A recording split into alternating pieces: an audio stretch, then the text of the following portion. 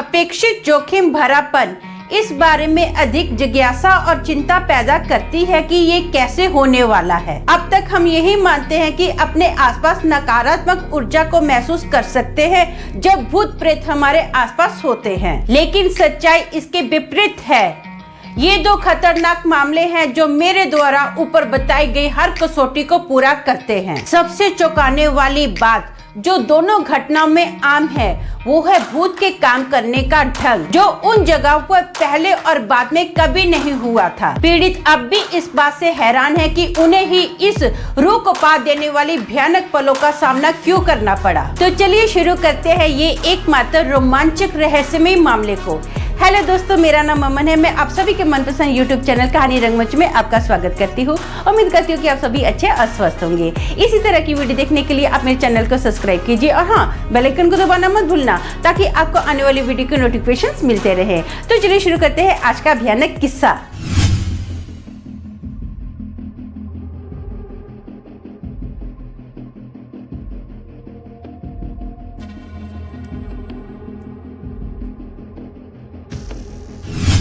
दोस्तों, आज का जो किस्सा है ये पंजाब के एक गांव का किस्सा है।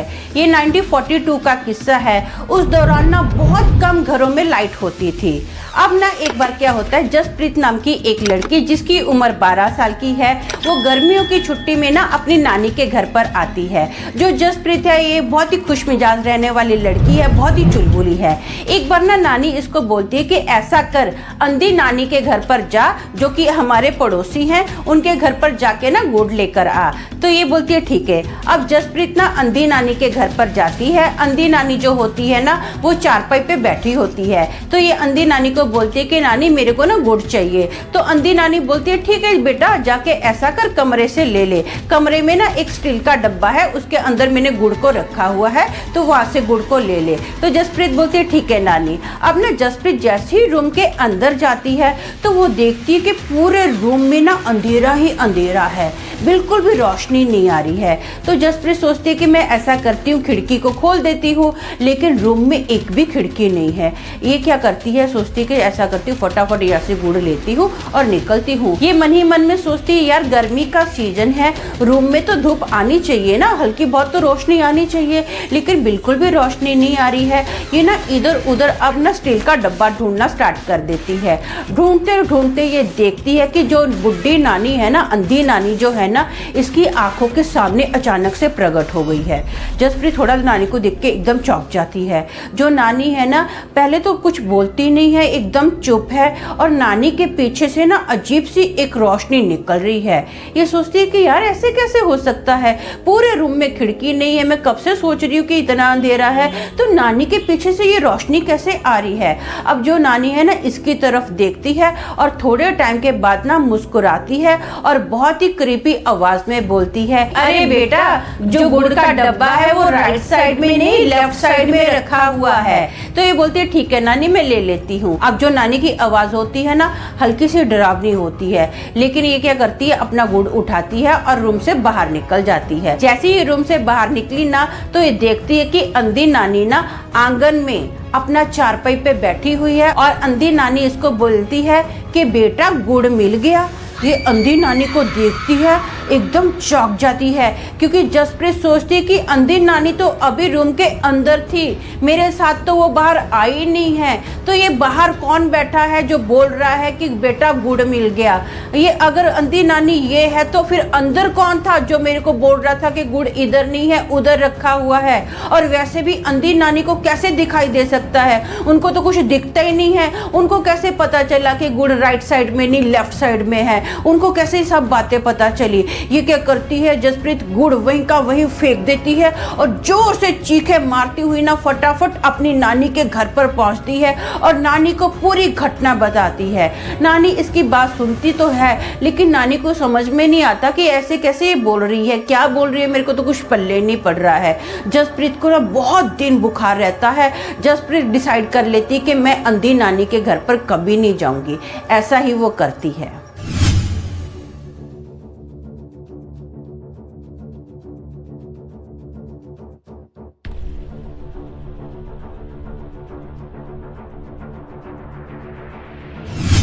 ये जो किस्सा है इलाहाबाद का किस्सा है।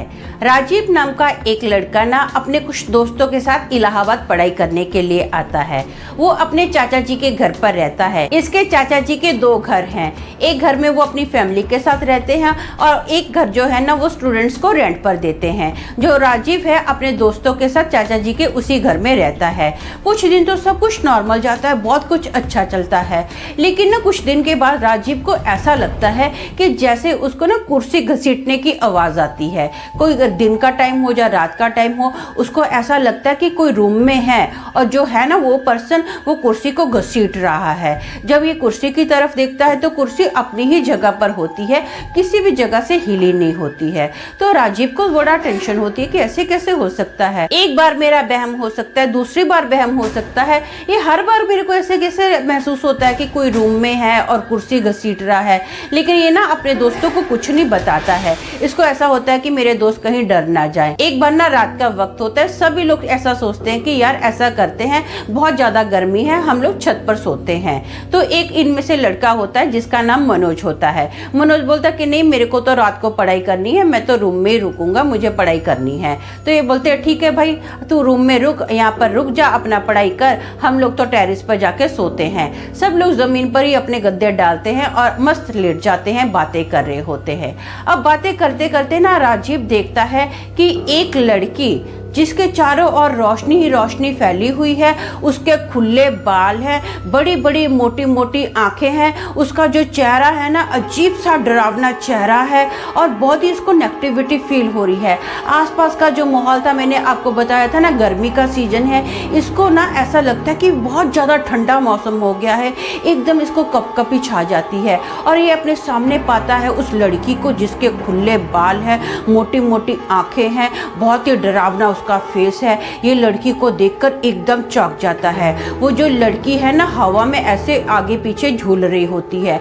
वो कभी कभी ऐसा चल रही है कि ऐसा इसको महसूस होता है राजीव को ये मेरी तरफ आ रही है। कभी कभी राजीव को ऐसा महसूस हो रहा है कि ये मेरे से दूर जा रही है। फिर इसको ऐसा महसूस होता है कि ये मेरी तरफ आ रही है। अब वो जो लड़की है ना ऐसे 3-4 बार करती है, फिर लेफ्ट राइट घूमना स्टार्ट कर देती है। घूमते घूमते ना राजीव के मुंह से एक ही शब्द निकलता है कि नहीं, ये सच नहीं हो सकता। तो इतने में इसका एक दोस्त पूछता है, यार क्या हुआ, अकेले क्या बड़बड़ा रहा है, क्या बोल रहा है तू?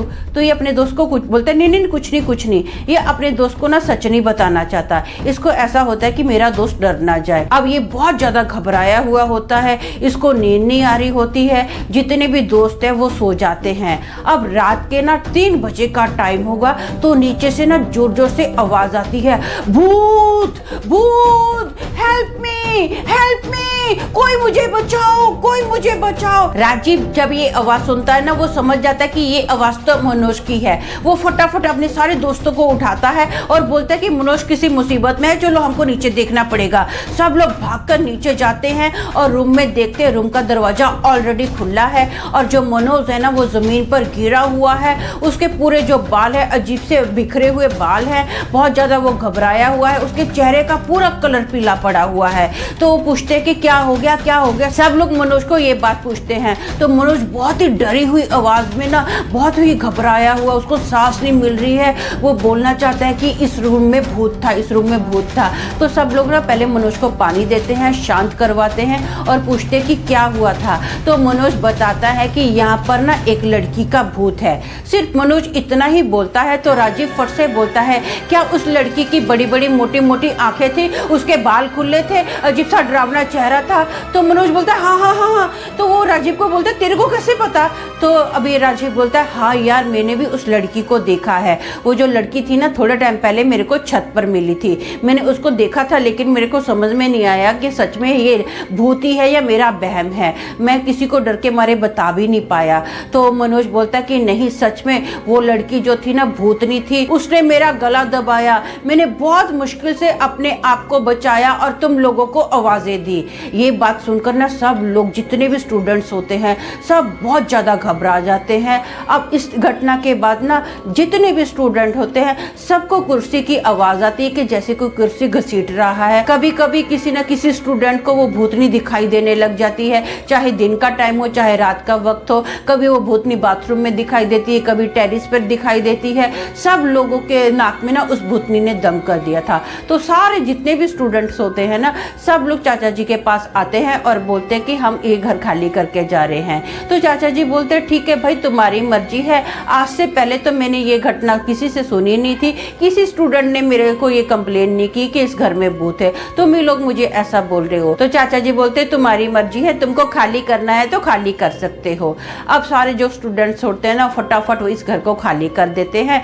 चाचा जी उस घर को फिर से भाड़े पर चढ़ा देते हैं। लेकिन चाचा जी ने बताया कि तुम लोगों के बिना किसी ने मुझे कोई कंप्लेन नहीं की। अब जो नए स्टूडेंट्स भी आए हैं ना इन लोगों ने भी कभी मुझे ये कंप्लेन नहीं की कि यहाँ पर भूत है। इन लोगों को समझ में नहीं आया कि भूत जो थी सिर्फ हमको ही क्यों दिखाई दी, हमको ही उसने क्यों तंग किया। आज तक ये सवाल जो है ना उनके मन में वैसे के वैसा ही पड़ा है, इसका उनके पास कोई भी जवाब नहीं है। तो दोस्तों मेरा मानना ये है कि हमारी ये जो दुनिया है ना बहुत सारे अनसुलझे और अनदेखे रहस्यों से भरी पड़ी है और दुर्भाग्यवश हम ये कार्य को कभी भी पूरा नहीं कर सकते। तो आज के लिए बस इतना ही, कल फिर मिलूंगी और एक भयानक किस्से के साथ। तब तक के लिए शालोम, शांति और सलाम।